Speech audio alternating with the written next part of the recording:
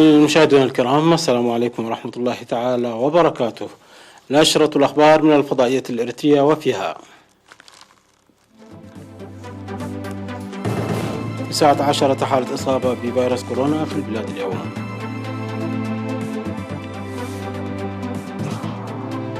وزارة الزراعة تؤكد أن توقعات هطول الأمطار مبشرون هذا الخريف. حراسة مزارع أسر الشهداء في عد خالة.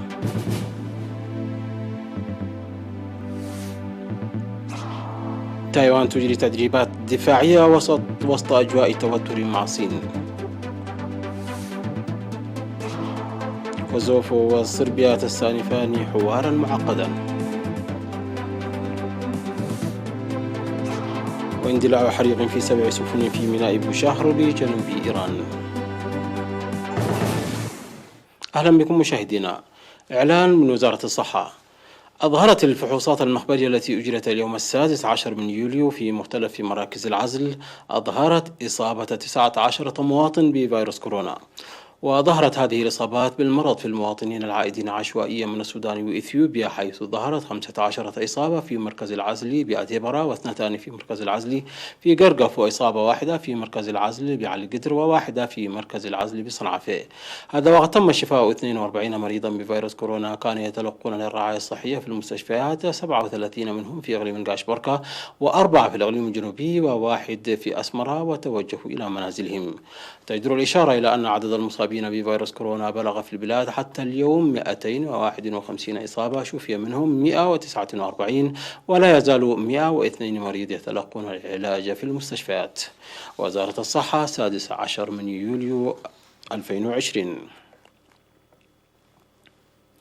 إن هطول الأمطار يعني بداية وصول الخير الذي تنتفع به الأرض والإنسان والحيوان، وتكمن أهميته خاصة في فصل الخريف بإعطاء الإشارة للمزارعين بتحضير وحراثة الأرض من أجل زراعتها بالمحاصيل الحقلية مثل القمح والشعير وغيرها من المحاصيل، وتزيد النباتات والحشائش التي يحتاجها مربو الحيوانات. لمزيد من التفاصيل في سياق التقرير التالي. أعلنت وزارة الزراعة بأن توقعات هطول الأمطار في البلاد مبشرة رغم تغيرات توقعات الأحوال الجوية. وأوضح مسؤول الأحوال الجوية الزراعية في وزارة الزراعة سيد تخسي ولد جبريل في المقابلة التي أجرها مع وكالة إيرينا، أوضح أن معدل الأمطار الربيعية في أشهر مارس وأبريل ومايو كانت كالمعتاد وأكثر، وقد سجلت أغلب نقاط قياس الأمطار المتواجدة في إقليم القشبركة 45 ملم أمطار في المتوسط. وأشار إلى تسجيل هطول أقل من المعتاد في شهر يونيو، وكان المعدل في إقليم القشبركة أفضل وتدنى المنسوب في الإقليم الأوسط. وذكر هطول أمطار في الأيام السبع الأوائل من شهر يوليو، وكان المعدل الجيد في الجزء الجنوبي من إريتريا وإقليم القشبركة رغم وجود التأخير في الخريف. وبلغت أعلى معدل هطول أمطار في عد خالة التي بلغت 107 ملم.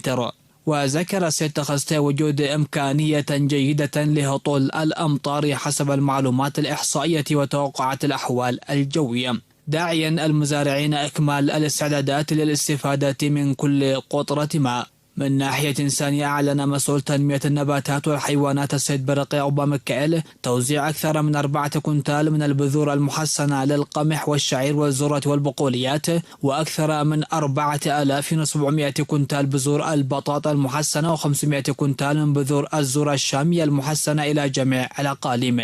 كما تم توزيع أكثر من 22 ألف كنتال من الأسمدة الحديثة لرفع الإنتاج الزراعي المروي.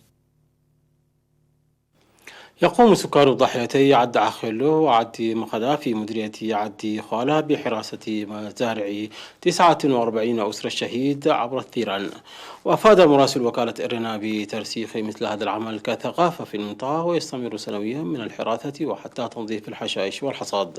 وذكر المشاركون في النفير أن مساعدة أسرى الشهداء الأبطال مسؤولية المجتمع عامة، وسيواصلون المساعدة حسب القدرات.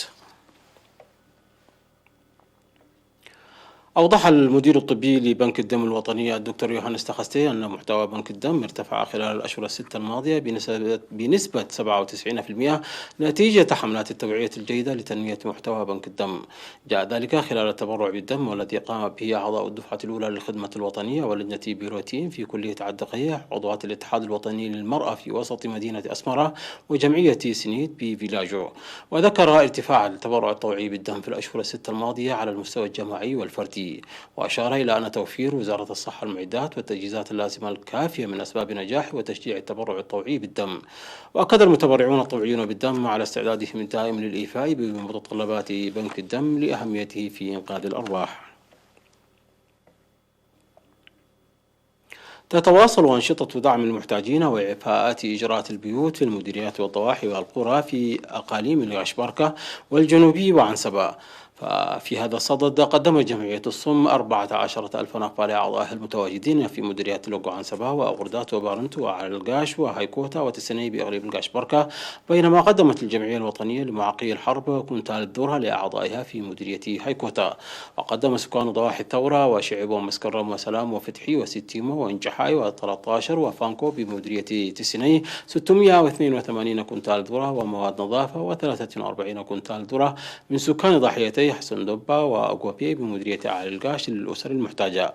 وقدمت وحدات قوات الدفاع في مديرية شامبقو 23 كنتال طحين وذرة ومواد غذائية أخرى للمحتاجين. في غضون ذلك أعفى المواطنون من كومبيا وتسني إجارة شهرين و3 أشهر و4 أشهر لمتاجر في بارنتو وتسني ومساكن في مبادرهو. وقدم المواطنون 94,000 نقفة في عنا قعبين بمديرية عدخالة للمحتاجين والأيتام والمعاقين. كما أعفى المواطنون في عدخالة إيجارات البيوت لفترات تراوحت من شهرين ل3 أشهر، وفي مدينة كرن تم إعفاء إيجارات من شهرين ل6 أشهر.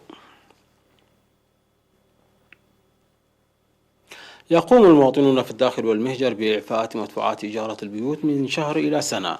ففي الإقليم الأوسط عفى المواطنون من الداخل ومن إسرائيل وكندا وأمريكا إيجارات البيوت في مديرية قال نفحي من شهر ل3 أشهر. وفي مديرية إعداق حموس عفى المواطنون من أمريكا والسويد ومندفرة وكندا، وكذلك في مديرية مايتمناي من جدة ووسط المدينة في قجرت لفترات تتراوح من شهر إلى 8 أشهر. وتم إعفاء إيجارات البيوت في مديريات سرجغا وزطرات من المواطنين في الداخل وألمانيا من الشهر إلى 3 أشهر. وعفى المواطنين المقيمون في أمريكا وبريطانيا وكذلك من الداخل إجارة شهرين و3 أشهر في السوق الشعبي بمدينة تيسني وباردوبا ومايتماناي بأسمرة وفي كوان دبا وعدخالة، ومبنى سكني في دوباروا لاستخدامه من قبل وزارة الصحة لسنة واحدة. وأعفى مواطنون من سويسرا إجارة شهرين و3 أشهر وسنة في وكدوبا وانداسجن وقشت. تشهد مديريات حقات أنشطة مجتمعية لنظافة البيئة ودرء الأمراض المعدية. وأفاد الكادر الصحي أن برامج النظافة الجارية في 7 قرى بضواحي عد أري وأشرا وبادوب وأنجلي سيكون لها دور كبير في مكافحة الأمراض المعدية. وقال مسؤول إصحاح البيئة في المديرية السيد موسى قبري هوت إدخال النظافة البيئية في 59 قرية مسبقا، ويستفيد 92% من سكان المديرية من برامج إصحاح البيئة. وأشار إلى النتائج المشجعة من جهود السيطرة على الملاريا، موضحا انخفاض المرض بنسبة 24% مقارنة مع العام السابق. من جانبه دعا المدير التنفيذي لإدارة مديرية حقات السيد تخنه هيمانوت مسائل القرى ال5 المتبقية العمل على إصلاح البيئة. مشاهدينا نشرتنا تتواصل من الفضائية الإريترية، ولكن بعد فاصل قصير فابقوا معنا.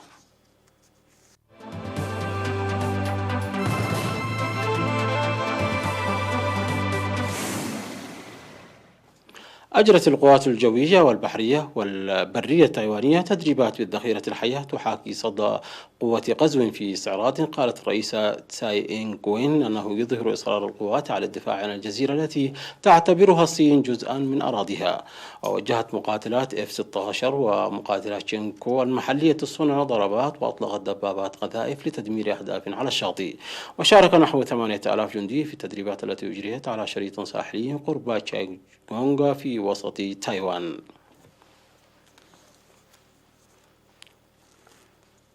مشاهدينا انتهت النشرة، شكرا على حسن المتابعة، تحية لكم أينما كنتم، إلى اللقاء.